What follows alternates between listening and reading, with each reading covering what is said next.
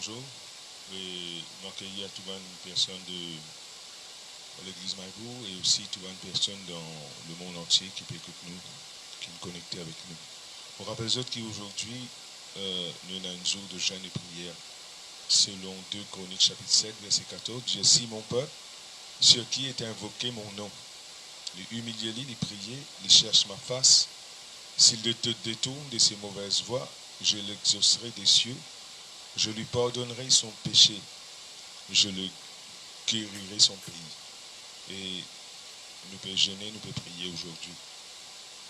Et pour faire aussi, nous vous commencer avec le psaume 91, et puis nous vous continuer sur l'étude de la foi.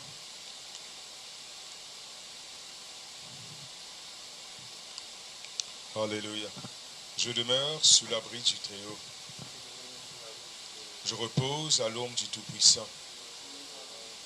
Je dis à l'Éternel, mon refuge, ma forteresse, mon Dieu en qui je me confie. C'est lui qui me délivre du filet de l'oiseleur, de la peste et de ses ravages. Il me couvre de ses plumes et je trouve un refuge sous ses ailes. Sa fidélité est un bouclier et une cuirasse. Je ne crains ni les terreurs de la nuit, ni la flèche qui vole de jour, ni la peste qui marche dans les ténèbres, ni la contagion qui frappe en plein midi. Que 1000 tombent à mon côté, 10 000 à ma droite, je ne suis pas atteint. De mes yeux seulement, je regarde et je vois la rétribution de mes méchants. Tu es mon refuge, ô Éternel. Je fais du Très-Haut ma retraite. Aucun malheur ne m'arrive. Aucun fléau n'approche de ma maison. Quand tu ordonnes à tes anges de me garder dans toutes mes voies, ils me portent sur les mains, de peur que mon pied ne heurte contre une pierre. Je marche sur le lion et sur l'aspic. Je foule le lionceau et le dragon. Parce que je l'aime, il me délivre, il me protège, parce que je connais son nom. Lorsque je l'invoque, il me répond. Il est avec moi dans la détresse. Il me délivre, il me glorifie, il me rassasie de longs jours et je vois son salut.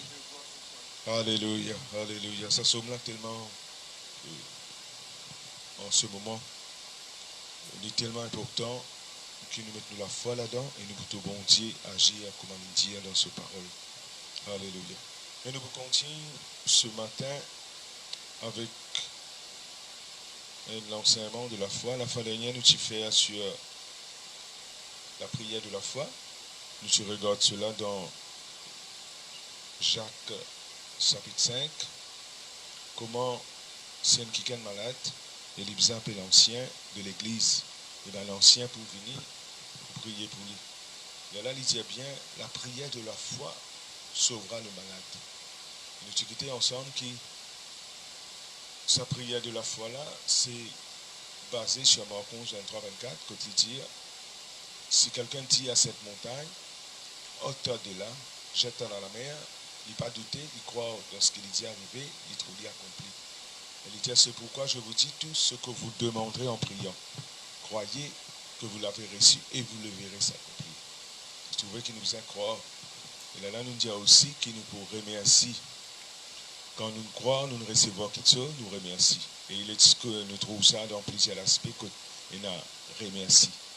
Ce matin, nous regardons un petit coup encore une personne qui manifestait la foi et il gagne ce résultat. Et la prière de la foi, ce n'est pas la prière qui dit Seigneur, si ta volonté. C'est aussi un type de prière, mais là, la prière de la foi, c'est la prière qui change ma situation. Vous avez un problème, vous faites la prière de la foi, ce problème-là changé. Ou malade, vous faites la prière de la foi, vous guérit. Ou dans manquement, vous faites la prière de la foi, il transforme. C'est ça la prière-là qui nous peut dire. Alors, dans Marc chapitre 5, évangile de Saint Marc, chapitre 5, le verset 24. Nous pouvons lire ça récit là. Et nous vous commentons un petit peu là-dedans et nous vous quelques leçons qui, sa personne-là, il fait pour manifester la foi et gagner son résultat. Marc chapitre 5, le verset 24. Jésus s'en alla avec lui. Une grande foule le suivait et le pressait. Or, il avait une femme atteinte d'une perte de sang depuis 12 ans. Elle avait beaucoup souffert entre les mains de plusieurs médecins. Elle avait dépensé tout ce qu'elle possédait. Elle n'avait éprouvé aucun soulagement, mais était allée plutôt en empirant. Ayant entendu parler de Jésus, elle vint dans la foule par derrière et toucha son vêtement. Car elle disait, si je puis seulement toucher ses vêtements, je serai guéri. Au même instant, la perte de sang s'arrêta et elle sentit dans son corps qu'elle était guérie de son mal. Jésus connut aussitôt en lui-même qu'une force était sortie de lui. Et se retournant au milieu de la foule, il dit, qui a touché mes vêtements? Ses disciples lui dirent, tu vois la foule qui te presse et tu dis qui m'a touché? Il regardait autour de lui pour voir celle qui avait fait cela. La femme effrayée et tremblante, sachant que c'était ce qui s'était passé en elle, vint se jeter à ses pieds et lui dit toute la vérité.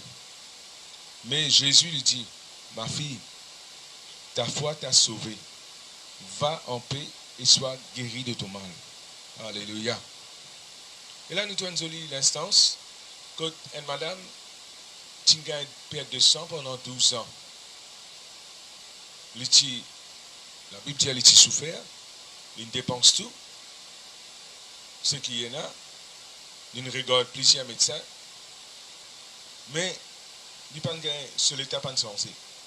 Mais une chose importante, dans ça, l'état qui partit sensé là, le verset 27, il dit, ayant entendu parler de Jésus.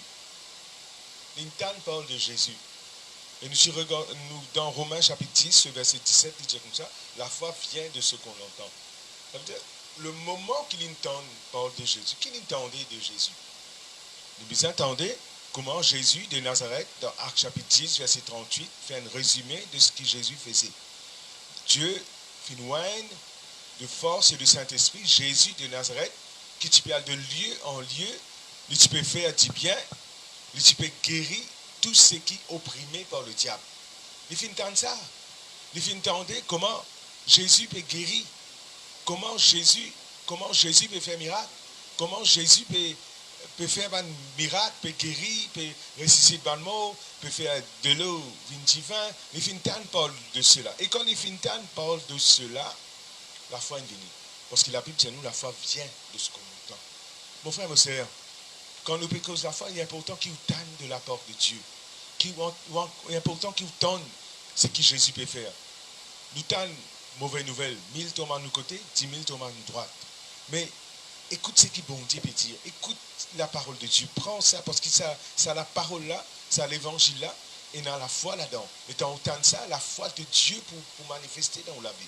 Dans Marc, il dit, voilà la foi de Dieu. Ça veut dire que la foi de Dieu vient venir. Et comment la foi de Dieu vient quand on écoute la parole de Dieu? Là, en ce moment, quand on peut tendre, la foi de Dieu peut rentrer dans le cœur. Parce qu'on peut tendre de la part de Dieu. On peut tendre l'évangile.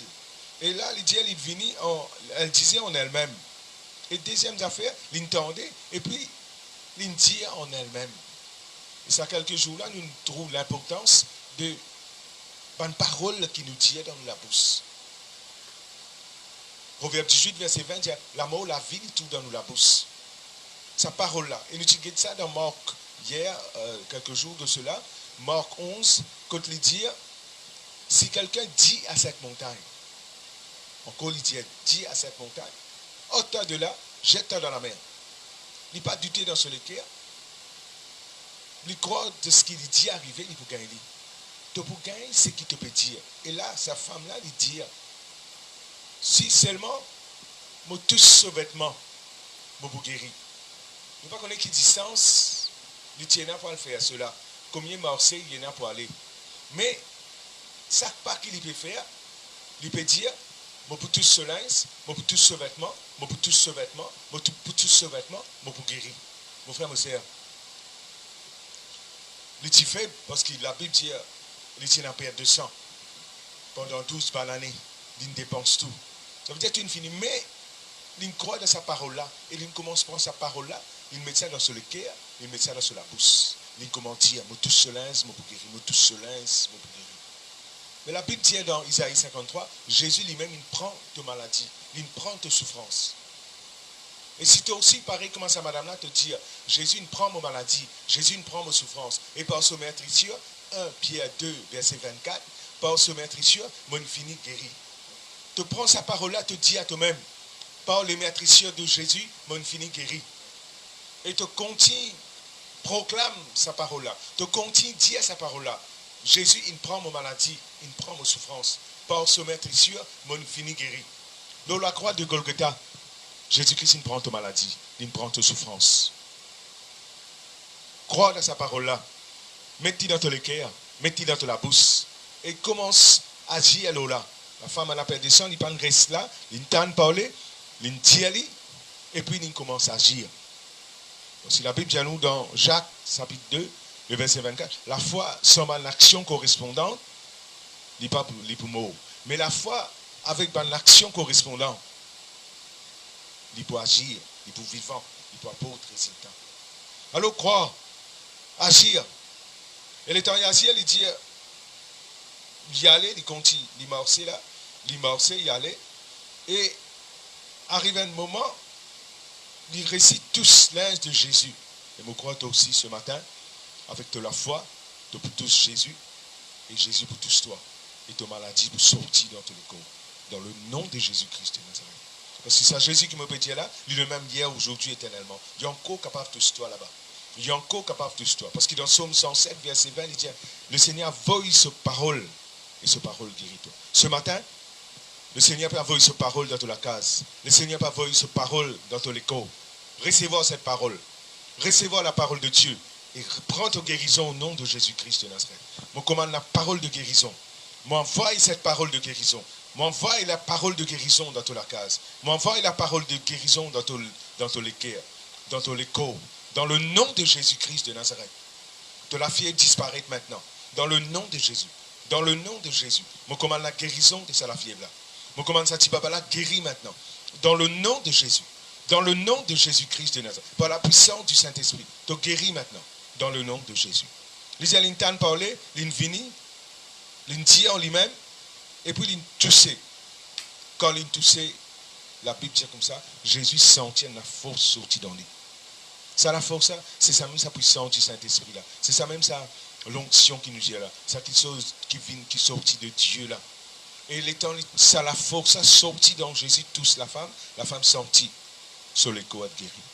Mon frère, mon sœur, c'est aussi pareil, sa puissance là encore là. Jésus avec tous Jésus avec sa parole, avec de la foi et la main de Dieu pour tous toi, dans le nom de Jésus-Christ de Nazareth.